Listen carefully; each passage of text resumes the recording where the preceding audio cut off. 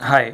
इस वीडियो में मैं आपको ड्यूटी, डेल्टा और बेस पीरियड के बीच में रिलेशन बताऊंगा कि रिलेशन क्या होता है, क्या फॉर्मूला होता है, और हम लोग उस रिलेशन को ड्राइव करेंगे, यानी वो रिलेशन कैसे आया हम लोग वो देखेंगे। ठीक है।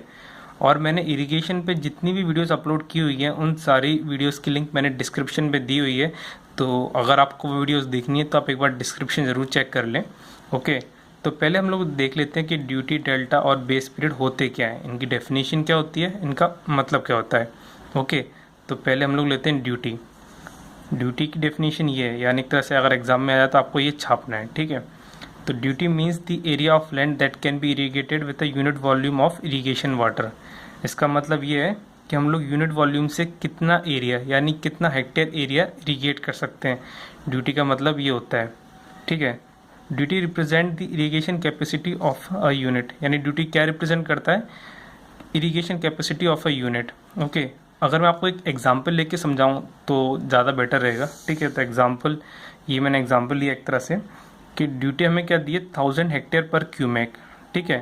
तो इसका मतलब क्या है कि एक क्यूमेक से हम लोग 1000 हेक्टेयर इरीगेट कर सकते हैं। ठीक है। वही मैंने इधर लिखा है कि it means that 1000 hectare can be cultivated और irrigated if 1 metre cube per second, यानी cumec is supplied continuously for the entire base period B. यानी अगर हम लोग 1 metre cube per second water continuously supply करें किसी भी फील्ड में for the entire base period B, then हम लोग 1000 hectare of land can be irrigated, यानी कल्टिवेटेड। ओके। तो ड्यूटी एक रिलेशन भी निकालता है एरिया और डिस्चार्ज के बीच में।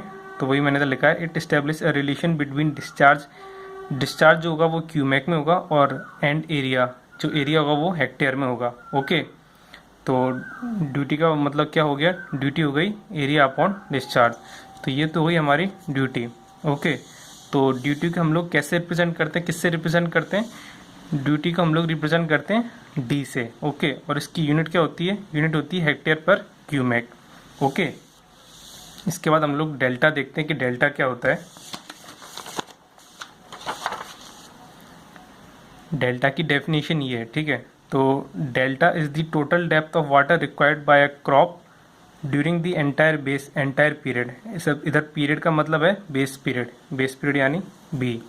ठीक है। During the entire base period of the crop in the field. ठीक है। तो इसका मतलब ये है कि कितना पानी चाहिए, कितना डेप्थ पानी चाहिए किसी भी क्रॉप को। ठीक है। बेस पीरियड बी में। ठीक है। तो यानी एक तरह से कितनी डेप्थ पानी, यानी कितना पानी चाहिए, एक तरह से डेल्टा का सिंपल मीनिंग ये होता है। ठीक है। तो डेल्टा को हम लोग किससे रिप्रेजेंट करते हैं, डेल्टा को हम लोग रिप्रेजेंट करते हैं ये इस डेल्टा से। ठीक है। इसकी यूनिट क्या होती है, इसकी यूनिट होती है मीटर। ओके। तो ये तो हो गया हमारा डेल्टा। उसके बाद होता है बेस पीरियड। ठीक है। बेस पीरियड की डेफिनेशन क्या होती है, बेस पीरियड की डेफिनेशन है, base period of a crop refers to the whole period of cultivation from the time when irrigation water is first applied for the preparation of the ground for planting the crop to its last watering before harvesting। ठीक है। आपको एक तरह से simple language में समझाऊं तो जैसे हम लोगों ने क्रॉप इस टाइम पे बोया। ठीक है। ये अपनी सोइंग हो गई। ठीक है। और हम लोगों ने इधर हार्वेस्ट कर लिया क्रॉप। ठीक है। तो बेस पीरियड क्या होगा कि सोइंग से पहले जो पानी दिया इधर से लेके और हार्वेस्ट करने से पहले जो हम लोगों ने उधर तक पानी दिया, तो ये हमारा बेस पीरियड हो गया। ठीक है, बी। ठीक है। वही मैंने इधर लिखा है। ठीक है, कि पहले पानी देने से, यानी क्रॉप को बोने से पहले, यानी किसी भी क्रॉप को बोने से पहले जो हम लोगों ने पानी दिया और हार्वेस्ट करने से पहले तक पानी दिया, ये हमारा बेस पीरियड होता है। ठीक है। ये हो गया बी। ओके। इसको हम लोग रिप्रेजेंट करते हैं, इसको किससे रिप्रेजेंट करते हैं, इसको हम लोग बी से रिप्रेजेंट करते हैं।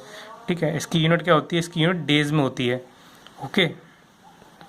तो ये तो मैंने आपको बता दिया ड्यूटी, डेल्टा और बेस पीरियड क्या होते हैं, इनकी डेफिनेशन क्या होती है। ठीक है ना। तो एक सिंपल लैंग्वेज में आपको समझाऊं तो मतलब एक तरह से समराइज कर दूं तो ड्यूटी क्या होता है, ड्यूटी होता है अपना कि अपना एक क्यूबिक वाटर से कितना एरिया इरीगेट कर सकते हैं। ठीक है। और डेल्टा क्या होता है अपना कि कितना डेप्थ पानी चाहिए। ठीक है। किसी भी क्रॉप को कितना डेप्थ पानी चाहिए। और बेस पीरियड क्या होता है, अपन पानी देते हैं, यानी सोइंग से पहले और हार्वेस्ट से पहले जो अपना पानी देते हैं, ये अपना बेस पीरियड होता है, ठीक है। इसको हम लोग डेज में रिप्रेजेंट करते हैं, इसकी यूनिट डेज में होती है, ठीक है। अब हम लोग डेरिवेशन देख ले रहे हैं कि डेरिवेशन बेस पीरियड, ड्यूटी और डेल्टा में क्या रिलेशन होता है और कैसे निकलता है वो, ठीक है ना। तो डेरिवेशन के लिए हम लोगों ने बेस पीरियड बी माना, यानी let B with the base period of the crop flow in the field is in cumec, then volume of water supplied is V1, ठीक है। तो यानी V1 हम लोगों ने वॉल्यूम वाटर सप्लाई किया फील्ड में, ठीक है। और बेस पीरियड कितना है हमारा, बेस पीरियड है B, ओके। तो हम लोग इस वॉल्यूम को कैसे कैलकुलेट करेंगे, यानी 1 क्यूमेक वाटर जा रहा है फील्ड में, 1 क्यूमेक, ठीक है ना। क्यूमेक मतलब क्या होता है, 1 मीटर क्यूब पर सेकेंड, ठीक है। तो वॉल्यूम V1 कैसे निकालेंगे हम लोग, ये हम लोग निकालेंगे, ठीक है। तो 1 क्यूमेक इंटू B, ठीक है, B डेज में है, ठीक है। तो ये 1 क्यूमेक है, ठीक है।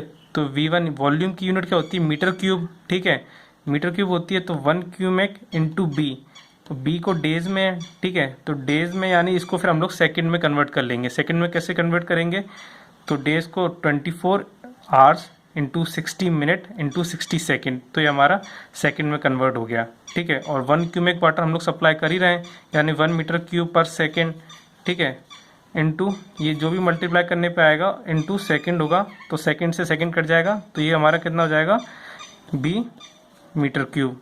और ये जो भी वैल्यूज़ आएगी मल्टीप्लाई करने के बाद, जो कि वैल्यू आएगी अपनी 86400, ठीक है। तो वही मैंने इधर लिखा है, B1 equal to 86400 into B metre cube, ठीक है। तो ये हमारी वही पहली इक्वेशन, ओके। तो हम लोगों ने एक तरह से इतना पानी सप्लाई किया है फील्ड में, ठीक है। तो ये हमारा हो गया V1, ठीक है। उसके बाद हम लोग निकालेंगे मतलब ड्यूटी और डेल्टा से कि हम लोगों ने कितना पानी सप्लाई किया, ठीक है। बात तो बराबर ही है, क्योंकि हम लोग फील्ड में उतना ही पानी सप्लाई कर रहे हैं, यानी इतना ही पानी सप्लाई कर रहे हैं। चाहे आप ऐसे कैलकुलेट कर लो, चाहे जो मैं आगे बताने वाला हूँ ऐसे कैलकुलेट कर लो, पानी तो उतना ही सप्लाई होना है फील्ड में, ठीक है। तो ड्यूटी इंटू मतलब ड्यूटी और डेल्टा का रिलेशन निकालेंगे हम लोग, यानी वॉल्यूम निकालेंगे V2, ठीक है। तो वही मैंने आगे किया है, let D be the duty and delta be the delta, ठीक है। तो D जो है वो हेक्टेयर में, ठीक है। हेक्टेयर 1 हेक्टेयर कितना होता है, 10⁴ मीटर स्क्वायर होता है, ठीक है ना। और जो अपना डेल्टा मीटर सप्लाई कर रहे हैं वो हम लोग एंटायर बेस पीरियड तक सप्लाई कर रहे हैं, ठीक है। वही मैंने लिखा है, delta metre of water is supplied during the entire base period, ठीक है। तो वॉल्यूम कितना हो जाएगा, तो वॉल्यूम हो जाएगा V2 कितना होगा, D इंटू 10⁴, ये हो जाएगा मीटर स्क्वायर में इंटू डेल्टा, ठीक है। एंड ये हो गया मीटर, तो हमारा मीटर क्यूब, यानी ये वॉल्यूम आ गया, ठीक है। आपको सिंपल लैंग्वेज में समझाऊं तो जैसे कि हम लोगों ने सपोज ये एक फील्ड है, तो ये डेप्थ कितनी हो जाएगी, 1 मीटर, ठीक है। तो यानी 1 मीटर पानी सप्लाई किया है एंटायर बेस पीरियड तक, ठीक है। और इसका एरिया कितना है, 10 मीटर स्क्वायर। तो वॉल्यूम कितना हो जाएगा, 1 इंटू 10, तो 10 मीटर क्यूब, ठीक है। तो ये हमारा वॉल्यूम हो जाएगा V2, ठीक है ना। तो हम लोगों ने V1 कैलकुलेट कर लिया और V2 कैलकुलेट कर लिया, लेकिन हम लोगों ने मतलब आपको बताया था मैंने अभी आपको कि हम लोग पानी तो उतना ही सप्लाई कर रहे हैं फील्ड में, तो इसका मतलब होगा V1 और V2 दोनों इक्वल होंगे। तो वही मैंने इधर किया है कि V1 इक्वल टू V2 किया है। तो V1 कितना है, 86400 इंटू B, तो वही मैंने इधर लिखा है 86400 into B equal to D into 10⁴ into delta. तो हमारे इधर से डेल्टा इक्वल टू कितना आ गया, ये कैलकुलेट करेंगे, सॉल्व करेंगे, तो आ गया हमारा 8.64 इंटू B/D, ओके। तो ये हमारा रिलेशन है जो आपको याद रखना है, जो ज़्यादातर एग्जाम में या फिर न्यूमेरिकल वगैरह इस पे आते हैं। तो डेल्टा इक्वल टू 8.64 B/D, ठीक है। इसकी यूनिट देख ले रहे हैं हम लोग, जो D होगा वो उसकी D की यूनिट क्या होगी, हेक्टेयर अपॉन क्यूमेक। जो B होगा वो डेज में होगा, ठीक है ना। और जो डेल्टा है वो मीटर में होगा, ठीक है। तो ये हमारा फॉर्मूला है, ठीक है। मैं एक न्यूमेरिकल और सॉल्व करा दे रहा ताकि आपको अच्छे से क्लियर हो जाए। ये न्यूमेरिकल ऐसा है कि find the delta for a crop if the base period is 110 days and due two is 1400 hectare पर क्यूमेक, ठीक है। तो फॉर्मूला मैंने आपको बताया था, डेल्टा इक्वल टू 8.64 B/D। तो B कितना 110 अपॉन ड्यूटी कितना है 1400 अपॉन ड्यूटी, तो ये हमारा कितना आ गया, डेल्टा आ गया 0.64 मीटर। ठीक है, यूनिट मैंने आपको बताई थी अभी, जो बेस स्पीड होगा वो डेज में होगा, और जो ड्यूटी होगा वो हेक्टर पर क्यूमेक में होगा, डेल्टा होगा जो वो मीटर में होगा।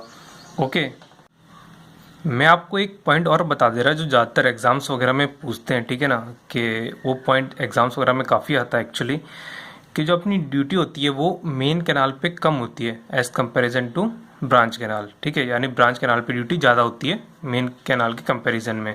ओके, तो मैं आपको एक डायग्राम के थ्रू बता दे रहा हूँ। जैसे ये कोई अपनी कैनाल है, ठीक है,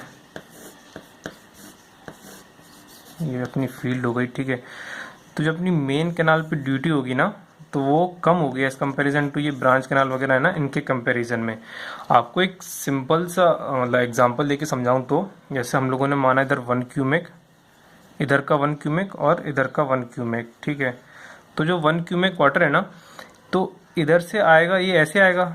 ओके, तो जब ये इधर पहुंचेगा, यानी ये 1 क्यूमेक इधर पहुंचेगा, तो काफ़ी सारे लॉसेस वगैरह होंगे, सीपेज लॉस या फिर एवेपोरेशन लॉसेस वगैरह, काफ़ी सारे लॉसेस होंगे।